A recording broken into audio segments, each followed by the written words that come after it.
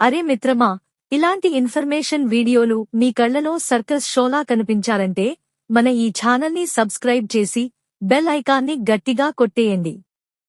నా వయస్సు 16. ఇటీవల తరచూ నిద్రలో వీర్యం పోతోంది.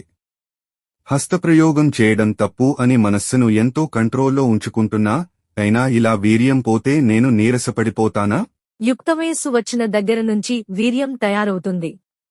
ఏదో ఒక విధంగా ఇలా తయారైన వీర్యం బయటకు పోవలసిందే. మీరు హస్తప్రయోగం చేయడం లేదు కనుక ఆ వీర్యం నిద్రలో పోతోంది. వీర్యం ఏమాత్రం విలువైనది కాదు. ఏమీ అవ్వదు. మీరు 16 ఏళ్ల వయసులో ఉన్నారు మరియు ఇటీవల నిద్రలో వీర్యం పోతోందని, హస్తప్రయోగం చేయడం తప్పని భావించి మనస్సును నియంత్రణలో ఉంచుతున్నప్పటికీ ఇలా జరిగితే నీరసపడిపోతానా అని ఆందోళన చెందుతున్నారు.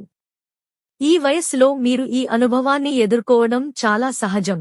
దీన్ని వైద్యశాస్త్రంలో నాక్టర్నల్ ఎమిషన్స్ లేదా వెట్ డ్రీమ్స్ అంటారు. ఇది యుక్తవయస్సు, ప్యూబర్టీ లో ఉన్న అబ్బాయిలకు సాధారణంగా జరిగే శారీరక ప్రక్రియ.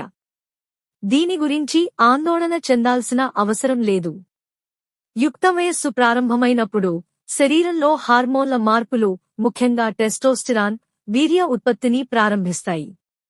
ఈ వీర్యం శరీరంలో నిరంతరం తయారవుతూ ఉంటుంది మరియు ఇది ఏదో ఒక విధంగా బయటకు వెళ్లాల్సిందే.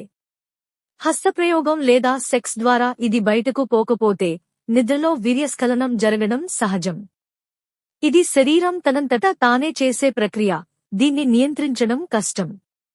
మీరు హస్తప్రయోగం చేయకుండా మనస్సును కంట్రోల్ చేస్తున్నారు కాబట్టి ఈ వీర్యం నిద్రలో బయటకు వస్తోంది.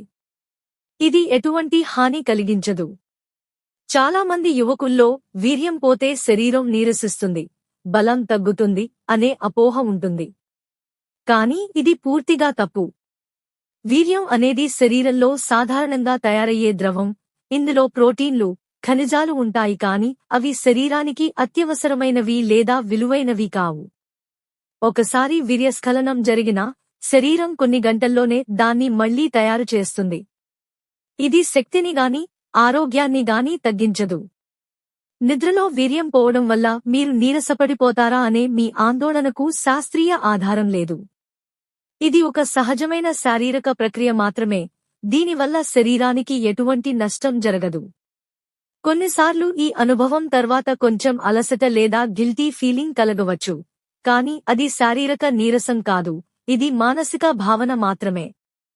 మీరు హస్తప్రయోగం తప్పని భావిస్తున్నారు కాబట్టి ఈ నిద్రలో వీర్యస్ఖలనం మీ శరీరానికి ఒక సహజమైన ఉపశమన మార్గం.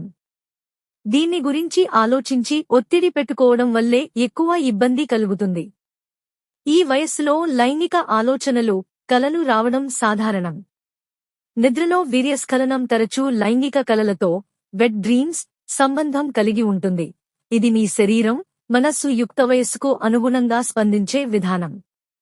దీన్ని అర్థం చేసుకుని సహజంగా తీసుకుంటే మీ ఆందోళన తగ్గుతుంది. ఒకవేళ ఇది చాలా తరచూ జరిగి మీ రోజువారీ జీవితంపై ప్రభావం చూపుతుందనిపిస్తే ఒక డాక్టర్ లేదా కౌన్సెలర్తో మాట్లాడడం మంచిది.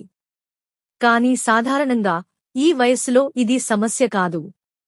హస్తప్రయోగం గురించి మీకు అభ్యంతరం ఉంటే అది మీ వ్యక్తిగత నిర్ణయం, దాన్ని గౌరవించాలి.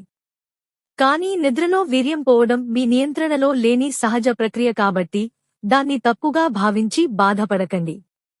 ఆరోగ్యకరమైన ఆహారం, వ్యాయామం, మంచి నిద్రతో మీ శరీరం ఎప్పటిలాగే బలంగా, చురుకుగా ఉంటుంది. ఈ విషయంలో భయం, అపోహలను వదిలేసి యుక్తవయస్సును సంతోషంగా ఆస్వాదించండి.